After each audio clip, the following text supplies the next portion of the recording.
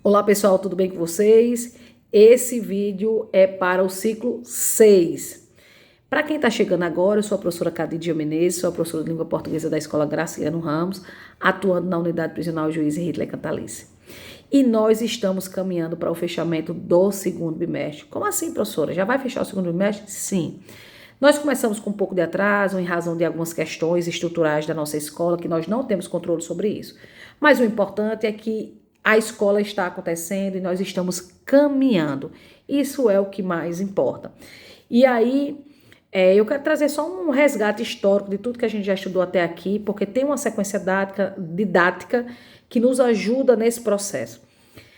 Então, nós, no início dessas aulas, nós falamos sobre comunicação, né? Sobre o quanto nós, seres humanos, somos seres da comunicação, somos seres sociáveis, somos seres que estão exercendo a comunicação o tempo todo, né? No nosso dia a dia, no nosso ambiente de trabalho, enfim, a criança, ela, quando nasce, ela já se comunica através do grito, né? O grito da criança vai representar dor, enfim, vai representar alguma coisa, uma insatisfação da criança.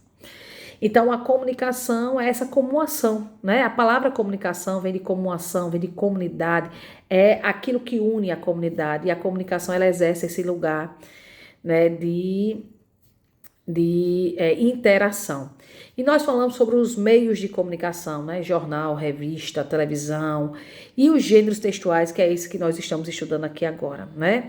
Então, nós estamos o tempo todo utilizando meios de comunicação para exercer a comunicação. Falamos sobre o que é linguagem. E a linguagem é esse caminho utilizado pelo ser humano para exercer a comunicação. Ou seja, são os códigos utilizados pelos seres humanos para estabelecer uma comunicação.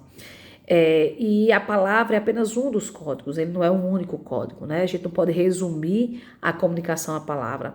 Então, nós utilizamos outros códigos que não é a palavra, imagens, sons, desenhos, ícones em geral, são utilizados pelos seres humanos para também exercer a comunicação. E aí a gente falou sobre os tipos de linguagem.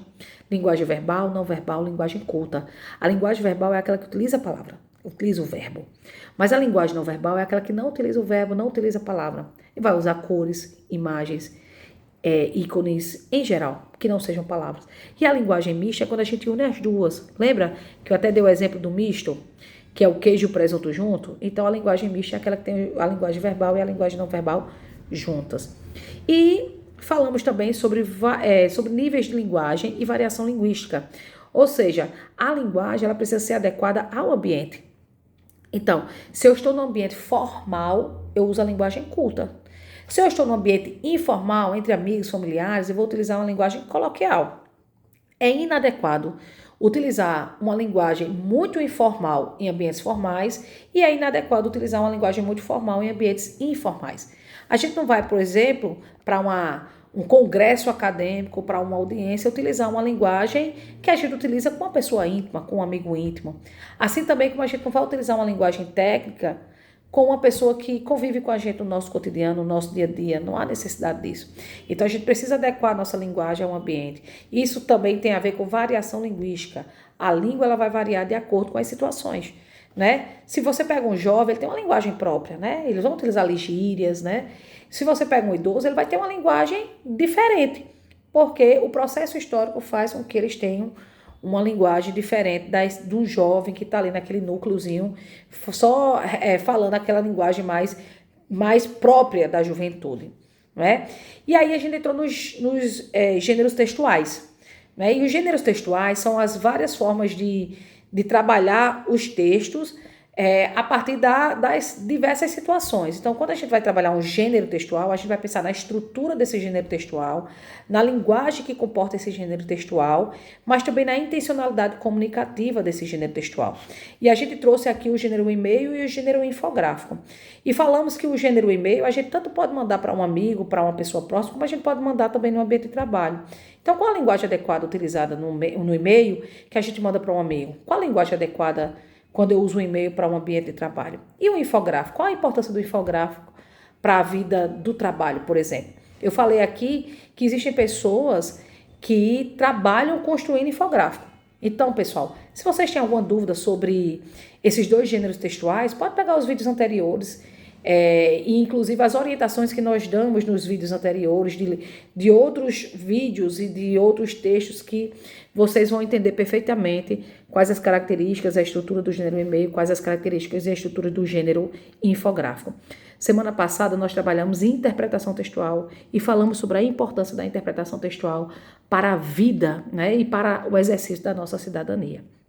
Hoje nós vamos fazer uma atividade de resumo dessas últimas lições, discussões que nós fizemos aqui, né? Então, nós fizemos uma atividade de 10 questões, 2 de identificação, pedindo seu nome e seu ciclo, 2 de avaliação, são as 2 últimas, para você dizer se você gostou da atividade, se você não gostou, se foi fácil, se foi difícil. E a gente pede que você responda para ajudar a gente nesse processo de construção.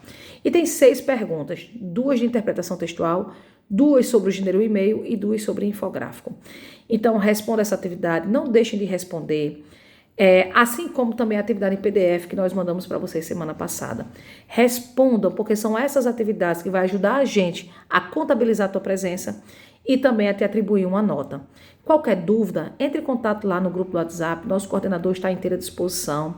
Ele só não responde quando ele está em outra unidade, mas ele estando lá na nossa escola, a primeira coisa que ele faz é pegar o celular para ver as mensagens e responder as mensagens de vocês. Então, vamos juntos, vamos nessa, vai dar certo.